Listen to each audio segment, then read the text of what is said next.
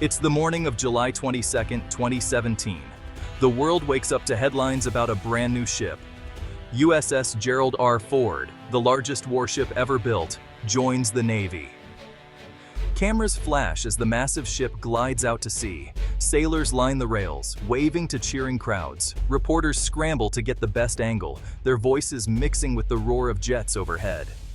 This scene isn't just a show. It marks the start of something big. For decades, aircraft carriers have been the giants of the ocean. Now, the USS Gerald R. Ford stands taller, wider, and more advanced than any ship before it. People everywhere wonder, why build something so huge? What does it mean for the Navy and for the world? The Gerald R. Ford isn't just another ship in the fleet. It's a symbol of power, technology, and the future. When this warship leaves port, it carries the hopes and safety of a nation. The Navy calls it the tip of the spear, for good reason. As the Ford sails into open water, it ushers in a new era for naval warfare. The world is watching. Big changes are on the horizon. Why does the US Navy need such a big ship? The answer starts in the sky. Control of the air is vital for modern warfare. Without aircraft, ships are blind and vulnerable. Planes can scout far ahead, strike targets, and defend the fleet. But to keep planes flying, the Navy needs floating airfields, aircraft carriers. Over time, threats have grown.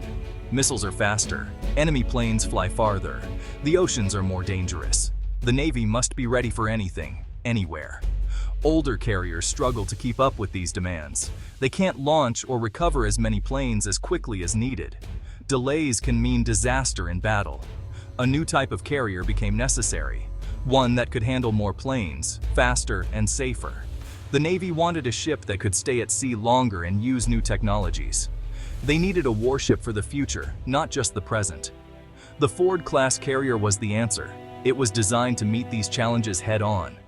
With this ship, the Navy could project power across the globe. It could respond to crises, deter enemies, and support allies. That's why size and new features matter so much. The Ford isn't just bigger for show. Every inch, every system is built for a reason. The Navy's future depends on it. The USS Gerald R. Ford isn't just the biggest carrier, it's the smartest. At over 1,100 feet long, it's longer than 3 football fields placed end to end. Its flight deck covers nearly 4.5 acres. That means more room for planes to take off and land, and for crews to work safely. But it's not just about size. The Ford is packed with new tech. Its 2 nuclear reactors give the ship nearly unlimited range. The ship can sail for 20 years without refueling. That means more time on mission and less time in port. The Ford is also faster, able to sprint across oceans at over 30 knots. Above the flight deck, new island superstructures offer better visibility and control. The deck is angled, letting planes land and take off at the same time. The Ford has advanced elevators that move weapons and planes quickly and safely. With fewer moving parts and smarter controls, the ship is easier to run. Inside, new computers and sensors help the crew spot threats faster. Automation means fewer sailors are needed, but every one of the 4,600 crew still plays a key role. The Ford class is the first carrier designed from the start for the digital age. Launching and landing planes at sea isn't easy. The deck is short, the ship is always moving, and the ocean never sits still.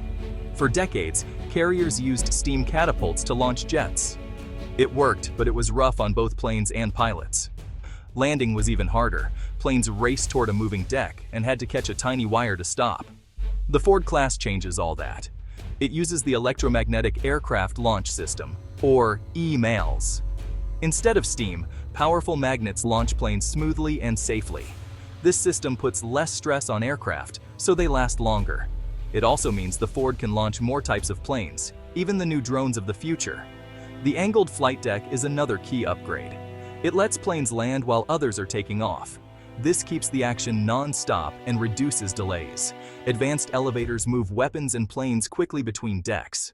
All these systems are powered by the Ford's nuclear reactors, giving the ship all the energy it needs. With these upgrades, the Ford can launch and recover up to 33% more aircraft per day than older carriers. It's safer for pilots too. Fewer accidents mean more missions get done. Long ago, carriers were small and simple. In World War II, ships like the USS Enterprise carried fewer planes and had flat, straight decks. Steam catapults and angled decks hadn't been invented yet. Planes often crashed or, missed the deck entirely. Crews worked around the clock to keep planes flying, but it was risky work. As threats grew, carriers got bigger. The angled deck was a game changer in the 1950s. It allowed faster takeoffs and safer landings. Nuclear power arrived in the 1960s, letting ships stay at sea longer. Each step made carriers more powerful and flexible. Still, problems remained. Steam catapults were heavy and hard to maintain. Crews had to work long hours to keep everything running.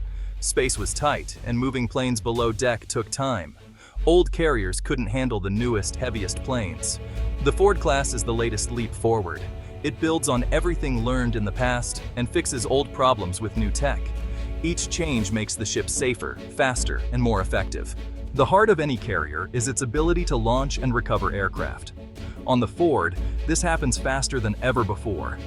Thanks to EMALS, planes can be launched back-to-back with less time between. The landing system, called AAG, Advanced Arresting Gear, safely stops planes of all sizes. Speed really matters in battle. If a crisis erupts, the Ford can launch dozens of planes in just minutes. This means more firepower in the air and, honestly, more options for commanders. The ship's smart design and new elevators mean planes can be armed and moved faster, keeping the tempo high. Safety is just as important. Old systems were dangerous for both pilots and deck crews. The Ford's modern systems are gentler on planes and people. Fewer breakdowns mean missions aren't delayed. New sensors and computers help spot trouble before it happens. All these changes add up. The Ford can do more with fewer people and less risk. It's not just a bigger carrier, it's a better one.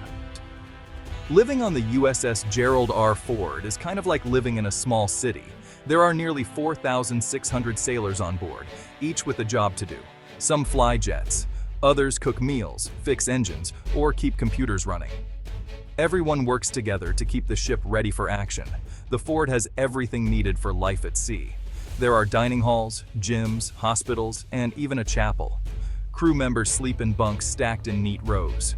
The ship makes its own water and electricity. Waste is managed carefully to keep the ship clean and safe. Working on a carrier is tough. The days are long and the work can be dangerous. But there's a strong sense of teamwork.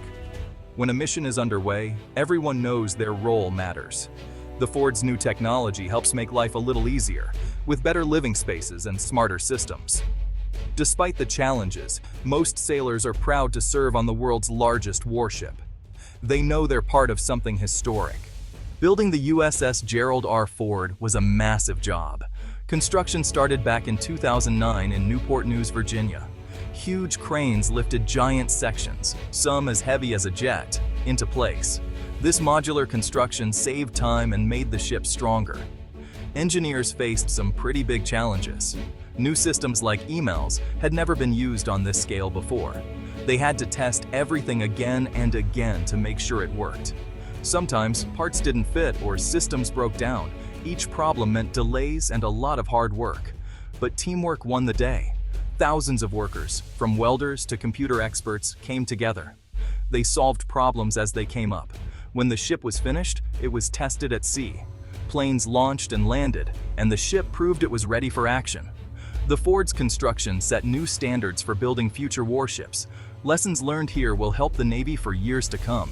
The USS Gerald R. Ford is more than just a ship. It's really a blueprint for the future of naval warfare. Its new systems and design will shape how navies fight for decades. With more planes in the air, faster launches, and smarter controls, the United States Navy can face any threat. Other countries are watching. The Ford class sets a new standard. It shows what's possible when technology and teamwork come together.